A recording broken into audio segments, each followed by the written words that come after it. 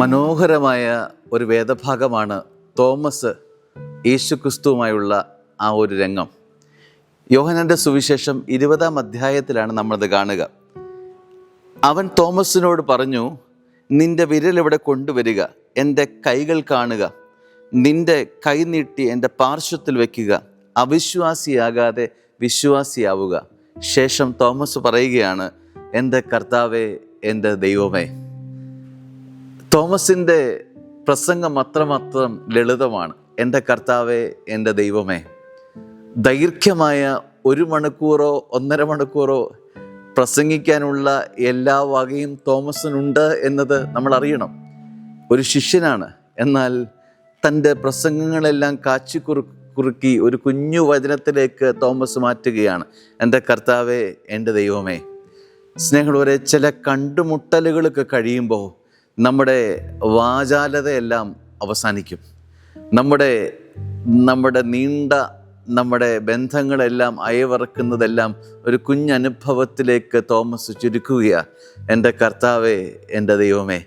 ചങ്കുപൊട്ടിയുള്ള തോമസിൻ്റെ ഒരു രക്തത്തിലൊപ്പിട്ട വചനമാണ് എൻ്റെ കർത്താവേ, എൻ്റെ ദൈവമേ. തോമസ് വളരെ ലളിതമാവുകയാണ്. തോമസിൻ്റെ ജീവിതമൊക്കെ അങ്ങ് അവൻ്റെ കൈകളിലേക്ക് വെച്ചു കൊടുക്കുക. ഇനി എൻ്റെ ജീവിതം ഇതാണ്, എൻ്റെ കർത്താവും എൻ്റെ ദൈവമേ. വാക്കുകൾ ഇടറിപ്പോവുകയാണ്, വാക്കുകൾ ഇല്ലാതാവുകയാണ്, ശുഷ്കമാവുകയാണ്. പറയാനുള്ളത് ഇടറിയ ശബ്ദത്തിൽ ഇത്രമാത്രം പറഞ്ഞു, എൻ്റെ കർത്താവേ, എൻ്റെ ദൈവമേ. സ്നേഹമുള്ളവരെ, തോമസ് അത്രമാത്രം ഈശോയുടെ സ്വന്തമായി മാറി എന്നുള്ളതാണ്. സ്നേഹമുള്ളവരെ, നമ്മുടെ ജീവിതവും ഒരുപാട്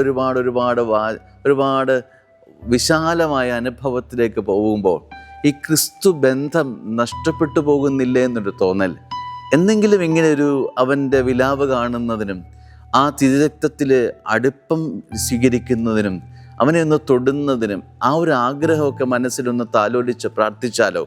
സ്നേഹമുള്ളവരെ, നമ്മൾ പതുക്കെ ക്രിസ്തുവിൻ്റെതായി മാറും നമുക്ക് കാണാൻ പറ്റും. ക്രിസ്തു ജീവിതത്തിൻ്റെ എല്ലാമായി മാറുന്നതായി നമുക്ക് അനുഭവിക്കാനായിട്ട് സാധിക്കും. തോമസ് എത്ര ലളിതമായിട്ടാണ് തൻ്റെ ക്രിസ്തുശാസ്ത്രം അവിടെ ചുരുക്കുന്നത്. ഇനി എൻ്റെ ജീവിതം ഒന്നുമില്ല, ഇനി എൻ്റെ ജീവിതം മുഴുവൻ ക്രിസ്തുവിൻ്റെതാണ്, എൻ്റെ കർത്താവേ, എൻ്റെ ദൈവമേ. സത്യത്തിൽ ചങ്കുപൊട്ടി വിളിക്കുന്നതല്ലേ ഈ ഒരു പ്രാർത്ഥന? ഈ തോമസ് പറഞ്ഞ പ്രാർത്ഥന ഇന്നൊരു 1000 വട്ടം നമുക്കൊന്ന് ആവർത്തിച്ചാൽ എനിക്ക് തോന്നുന്നു ആ ഒരു അഭിഷേകത്തിലേക്ക് അടുക്കാമെന്ന് എനിക്ക് തോന്നുന്നു. ഒരു സുഹൃത ജപം പോലെ തോമസിൻ്റെ ഈ വചനഭാഗം ഒന്ന് ആവർത്തിച്ച് പ്രാർത്ഥിച്ചാലും, എൻ്റെ കർത്താവേ, എൻ്റെ ദൈവമേ, എൻ്റെ കർത്താവേ, എൻ്റെ ദൈവമേ. ഇന്ന് പോകുന്നിടങ്ങളിലെല്ലാം കണ്ടുമുട്ടുന്ന വ്യക്തി അനുഭവങ്ങൾ, യാത്രയിലും എല്ലാം ഒരിടവേളകളിലെല്ലാം ഈ ഒരു സുഹൃത പ്രാർത്ഥന ഒന്ന് ആവർത്തിച്ച് പ്രാർത്ഥിക്കണം. ഈ ശിഷ്യനടുത്ത ക്രിസ്തു ബന്ധം നമുക്കും ലഭ്യമാകുന്നതിന് അതിടയാകും. എൻ്റെ കർത്താവേ, എൻ്റെ ദൈവമേ. കൃപയുള്ളതാവട്ടെ ഇന്നത്തെ ദിവസം. ആമേൻ.